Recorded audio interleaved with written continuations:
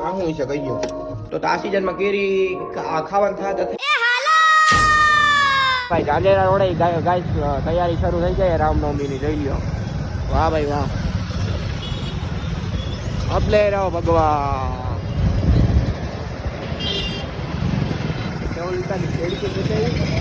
હા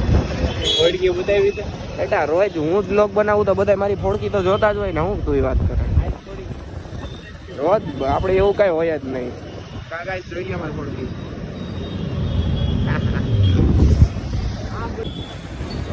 दूर दूर तक मंडप दौरा मंडप दूर दूर तक खुल चुका है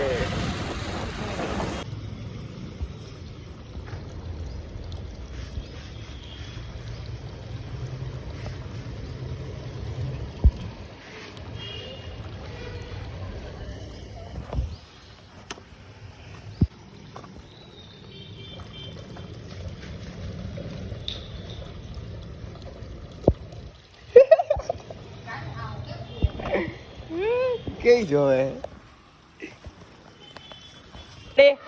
अब આ છોકરો કહ્યું ને કે બ્લોગ ઉતાર હેલો રેડી ને ઉભા રહે ઝૂમ કરી લો આ તારું મોઢું નથી દેખાતું રેડી હાલ ઓકે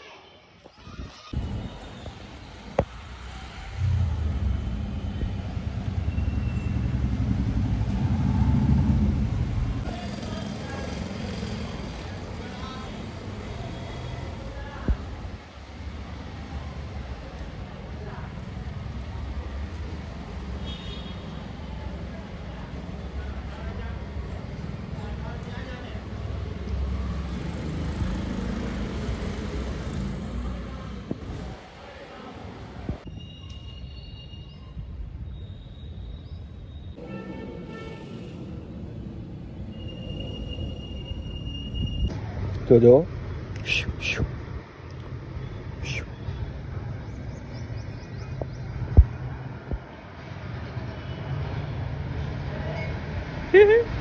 ચોર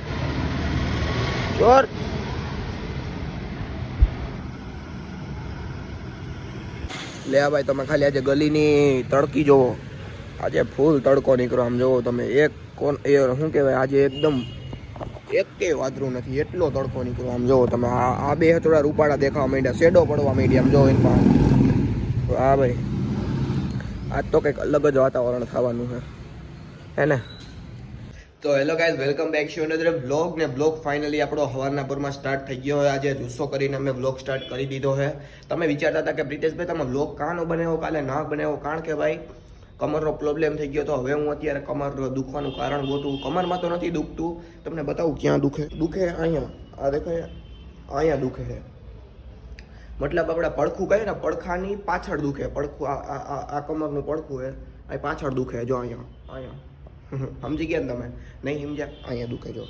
ત્યાં નહીં આની પાછળનો ભાગ કયો આ પાછળ દુખે એનો મતલબ મેં નોટિસ કર્યું કે આની પહેલાંય મને આ રીતના દુખતું તો પથરી કીધી હતી સાહેબે તો મને લાગે કે હજી પથરીનો જન્મ થઈ ગયો પાછો કે આ જે જૂની પથરી છે એ હજી મરી નથી તો એના માટેની હવે પ્રોસેસ કરશું આપણે પથરી કાઢવા માટેની એકદમ દેશી ઇલાજ જ કરવો હોય કારણ કે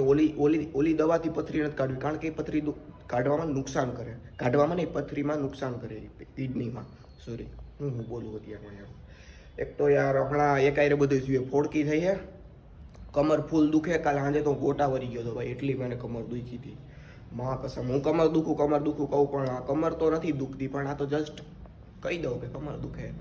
ઓકે તો આજે કંઈક નક્કી કરશું એની દવા માટેનું કારણ કે દુખાવો બહુ અદબારો થાય છે 100% પથરીનો દુખાવો કારણ કે ત્યાં પાછળ એ દુખે પ્લસ આ પેડું કહેવાય ને આપણે પેટનો ભાગ ત્યાં પણ દુખે એનો મતલબ કનેક્શન તમે સમજી ગયા નાખું કિડનીનું કનેક્શન સમજી ગયા ને તમે પછી ન કહેવાય તો એનું કંઈક આપણે આજે કંઈક ઈલાજ કરશું અને અત્યારે તો કંઈ કામ છે નહીં ઘણું કામ કારણ કે ગાડીમાં પડી ગયું હોય પંચર ને ગાડીમાં આપણે પંચર કરાવવા જવું પડશે એટલે એવું નાનું કામ છે તો એ કામ થોડુંક પતાવી લઉં પછી આપણે બ્લોગ બનાવીએ ઓકે ગાઈસ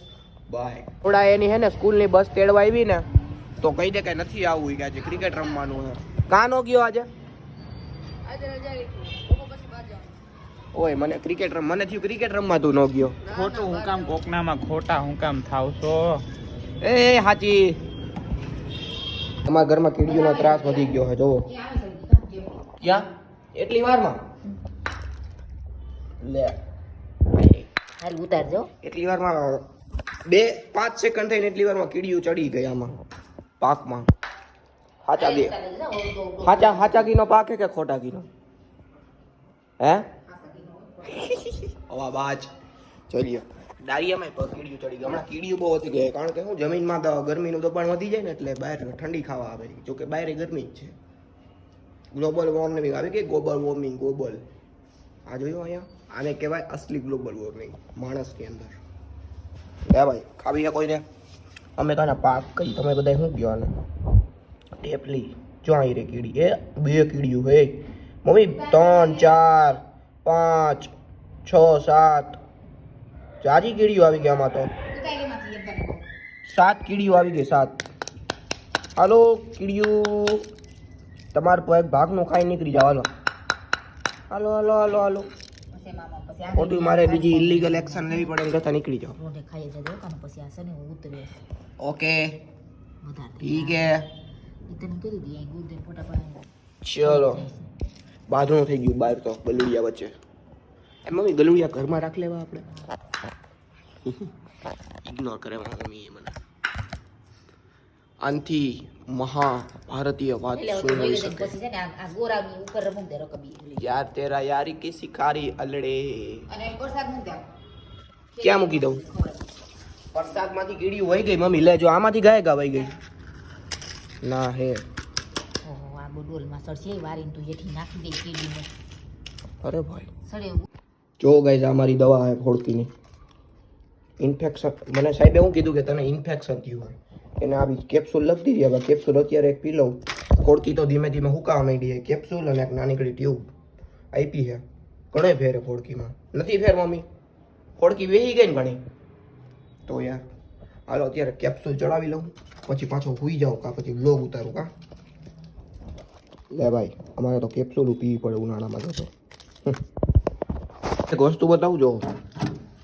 આ શું છે કહી ગયો આ હે ઓલી સિઝનની કેરીનું કટકા કરેલું ડબલું હજી હાજુ હોય કેરીની બીજી સિઝન આવી ગઈ તોય આ બધા મારા મોઢું થાય છે આમ જો આ કેદી ડબલું ખોલવાનું હે મમ્મી મારા મમ્મીને રોટલી ખાવા ના હે કારણ કે એ થોડો કંઈક આયુર્વેદિક કોર્સ કરે છે પેટના સ્વાસ્થ્ય માટે સમજી ગયા તમે તો આ સિઝનમાં કેરી ખાવાનું થાય તો થઈ જાય ને તાર ખાવાનું તો ઠીક ઓલું ડબલું હવે નથી ખાવું હો મમ્મી જાવા દેજો ઓલી કચરાવાળાને દઈ દેજે બિચારાઓને એવું ખવાય ઓલા સિઝનની કેરીના કટકા હજી રખડે છે વિચાર કરો તમે તમારે કોઈને ખાવા હે નહીં વાસી એ ન ખાતા તમે કોઈ તમને નહીં દઉં કોઈને હેલ્ધી ખાઓ હેલ્ધી લે ભાઈ કેળા સિસ્ટમ અને ગઈસ વાત રહી વાઇન્સ બનાવવાની તો વાઇન્સ બનાવવામાં આપણે ગણીએ ને તો જો એક હું ચકલો અને આયુષ સર્વેશ શુભલો એટલા જણા છે પછી એમાં હજી એમાં એટલા જણા તો હાજર છે ધૂલો છે નહીં ધૂલો ગયો હોય એના ભાઈ ભેગો ગયા સટો રમવા સાસણ મજાક કરું તો એની વાટે હી અમે આવી આવે પછી આપણે આખી એને વાઇન સ્ટાર્ટ કરીએ કાલથી કે કાલ આવી જેમ કહેતો હતો તો કાલથી આપણે મસ્ત વાઇન સ્ટાર્ટ કરશું તમે કહેતા હોય યાર પ્રિતેશ તું નકરી સ્કીમો દેવો ના યાર હું સ્કીમો નથી દેતો પણ તમે જો માણા થોડીક ઘટે છે એટલે સમજી ગયા કાલથી આપણે લગભગ સ્ટાર્ટ કરી દેવું વાઇન્સ બનાવવાનું જેમ બને વહેલી વાઇન્સ દેવા કારણ કે પછી વેકેશનનો ટ્રેન્ડ ઘટી જાય ને એવું જો કે ટ્રેન્ડ લઈને આપણે શું લાગે વર્ગે ગમે તે બનાવી આપણે ટ્રેન્ડ થઈ જાય ભાઈ મજાક કરું અને ભાઈ હું એક આશા કરું કે આપણા 2-3 મહિના જાય ને 2-3 મહિનામાં આપણા મિનિમમ 1000 સબસ્ક્રાઈબર તો પૂરા થઈ જ જાય કારણ કે બસ 1000 સબસ્ક્રાઈબર પૂરા થઈ જાય એની જ હું વાટ જોઉં કારણ કે પછી આપણી ચેનલ મોનિટાઈઝ થાય તો હું આશા કરું કે તમે બધાએ સપોર્ટ તમારા બધાના સપોર્ટથી આપણા 1K સબસ્ક્રાઈબર થઈ જાય 2-3 મહિનાની અંદર તો કરાવી દેજો યાર એટલો તો યાર તમે યાર સાથ દેજો 1K સબસ્ક્રાઈબર કરાવવામાં એટલું હું તમને કહેતો હતો ખાલી અત્યારે તો વાઇન્સ થઈ જાય કાલથી સ્ટાર્ટ અને આ વ્લોગે અહીંયા થઈ જાય એન્ડ તો લાઇક કરવાનું અને સબસ્ક્રાઈબ કરવાનું ભૂલતા નહીં તો જલ્દી આપણે 1K સબસ્ક્રાઈબર કમ્પ્લીટ કરાવો યાર રોજ હું કહું તો પ્લીઝ યાર પ્લીઝ બાય